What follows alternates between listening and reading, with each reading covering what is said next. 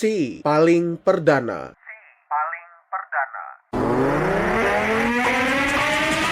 Gunung Merapi di Sumatera Barat kembali mengalami erupsi pada Selasa 11 Juni pukul 11.37 waktu Indonesia Barat.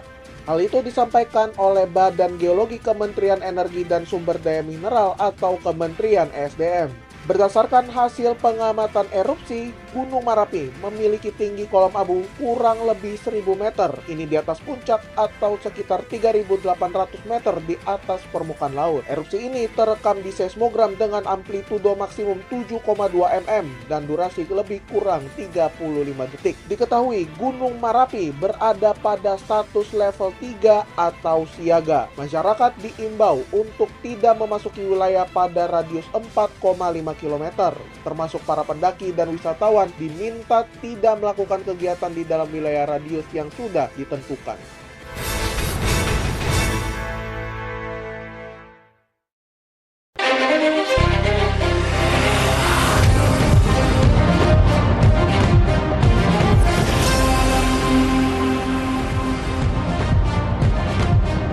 Selamat malam Indonesia.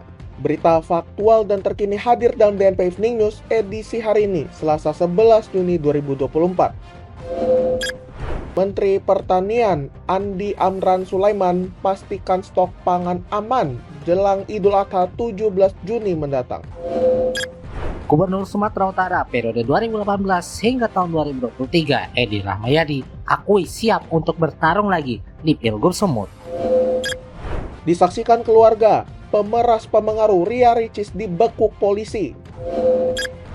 Serta timnas Indonesia lolos ke putaran ketiga kualifikasi Piala Dunia 2026 usai kalahkan Filipina 2-0. Bersama saya, Kevin Manoy. Dan saya Andika Rizky Rehatsyah. Berikut DNP Evening News selengkapnya. DNP News, lebih informatif, lebih terinformasi.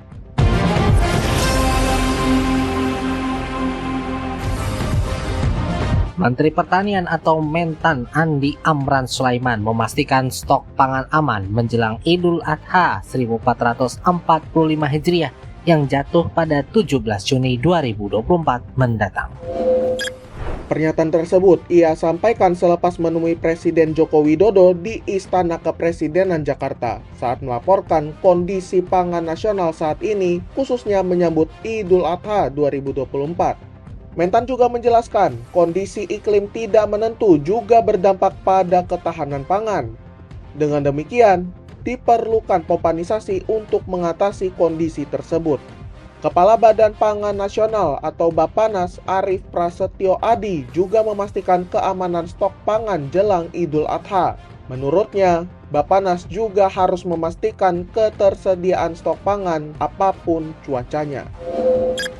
Anggota Komisi 2 DPR RI fraksi PDIP Hugua menyinggung soal Gen Z Indonesia. Hugua menyebut Gen Z saat ini berideologi TikTok. Dalam rapat kerja di Komisi 2 DPR Jakarta pada Selasa 11 Juni ini, ia mengatakan bahwa komposisi penduduk Gen Z Indonesia ideologinya disebut adalah TikTok atau Facebook. Ia pun juga mengaku prihatin lantaran anak-anak Indonesia menghabiskan rata-rata 4 jam setiap harinya untuk mengakses TikTok. Menurutnya, mereka bahkan melupakan kewajiban agamanya. Atas dasar itulah, Hugua merenung apakah Indonesia masih ada 30 tahun lagi dengan kondisi yang seperti saat ini. Ia mewanti-wanti suatu saat negara bisa hilang jika ideologinya tidak lagi diajarkan. Ia pun juga meminta Badan Pembinaan Ideologi Pancasila atau BPIP harus kuat. Berkaitan dengan itu, Hugua pun membahas terkait peran BPIP. Ia menilai sudah saatnya untuk memperkuat lembaga BPIP. Ia berharap BPIP tidak sekadar membuat kurikulum atau mencetak hasil kajian saja, namun juga perlu untuk diturunkan ke bawah yang lebih berjenjang lagi. Mantan Gubernur Sumatera Utara Edi Rahmayadi sumbar siap melawan siapapun di Pilgub Sumatera Utara 2024 mendatang. Ia tidak hanya siap melawan menantu Presiden Joko Widodo yakni Bobi Nasution, bahkan ia menyebut akan siap melawan menantu malaikat sekalipun. Hal itu ia ungkapkan saat mendatangi DPP PKB untuk menjalani uji kelayakan dan kepatutan atau UKK Cagup Sumut. Ia mengatakan kehadirannya sebagai bukti kepercayaan diri dan Edi mengakui mendapat hasil UKK yang bagus. Selain PKB, Edi juga mengaku mendaftar ke seluruh partai.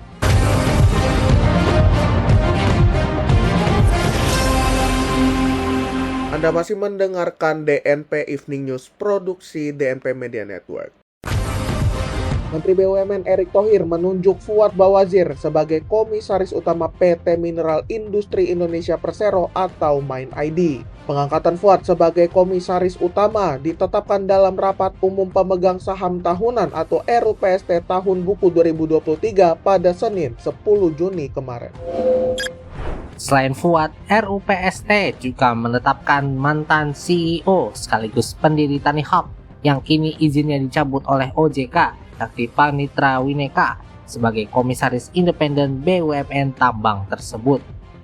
Selain itu, Fuad pernah menjabat sebagai Menteri Keuangan pada tahun 1998 di Kabinet Pembangunan 7 era Presiden Soeharto. Nama anyar lain di jajaran Komisaris MIND ID adalah Grace Natali, Wakil Ketua Dewan Pembina Partai Solidaritas Indonesia atau PSI, yang juga staf khusus Presiden Joko Widodo ini diangkat menjadi Komisaris MIND ID. Adapun susunan lengkap dari Komisaris dan juga Direksi MIND ID adalah sebagai berikut: Dewan Komisaris, Komisaris Utama Fuad Bawazir, Komisaris Independen Muhammad Munir, Komisaris Independen Panitra Wineka, Komisaris Astera Primanto Bakti, Komisaris Grace Natali, dan Komisaris Nicholas Teguh Budi Haryanto. Sementara itu Direktur Utama yakni Henry Priyo Santoso, Wakil Direktur Utama Dani Amrul Ikhdan, Direktur Portofolio dan Pengembangan Usaha Diloseno Wigakdo, Direktur Keuangan Ahmad Fadzri, dan Direktur Manajemen Risiko dan HSSE Nur Hidayat Udin. Polisi menangkap pelaku pemerasan pengancaman terhadap artis Ria Ricis. Pelaku ditangkap di kediamannya di Cipayung, Jakarta Timur pada 10 Juni 2024 lalu. Dirkrimsus Polda Metro Jaya, Kombes Ade Safri Simanjuntak mengungkapkan, inisial pelaku yang diketahui berinisial AP usia 29 tahun.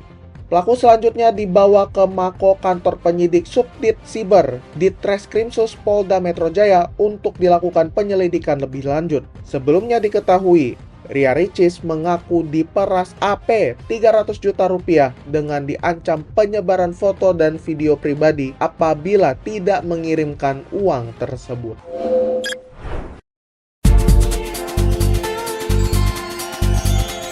Timnas Indonesia berhasil memastikan lolos ke putaran ketiga kualifikasi Piala Dunia 2026 zona Asia sekaligus lolos ke putaran final Piala Asia 2027.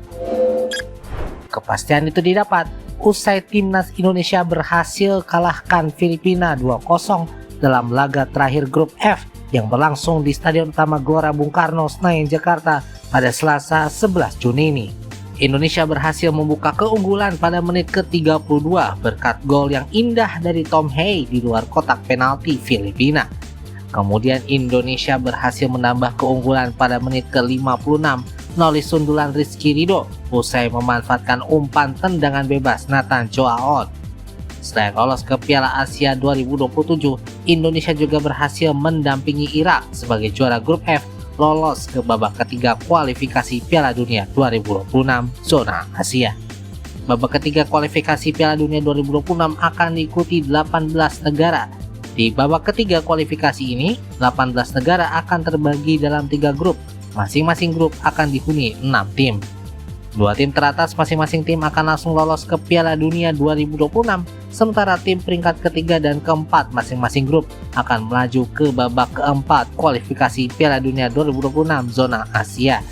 6 tim yang lolos ke babak keempat kualifikasi Piala Dunia 2026 zona Asia akan dibagi lagi dalam 2 grup. Juara grup akan lolos ke Piala Dunia 2026, sedangkan runner-up akan melaju ke babak kelima kualifikasi Piala Dunia 2026 zona Asia. Tim yang lolos ke babak kelima kualifikasi Piala Dunia 2026 zona Asia akan duel dalam 2 leg pertandingan yang menjadi penentu wakil untuk berlaga ke babak playoff antar konfederasi.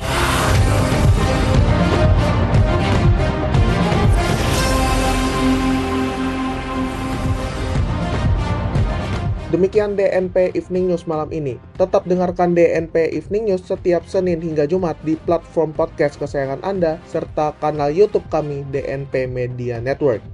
Kritik dan saran dapat Anda layangkan melalui email kami di redaksi online @dnpmedia.my.id. Perbarui juga informasi Anda melalui situs kami di news.dmnetwork.my.id. Mewakili kerabat kerja yang bertugas, saya Kevin Manoy. Dan saya Andika Rizky Rehatsha. Pamit undur diri. DNP News, lebih informatif, lebih terinformasi. Selamat malam Indonesia.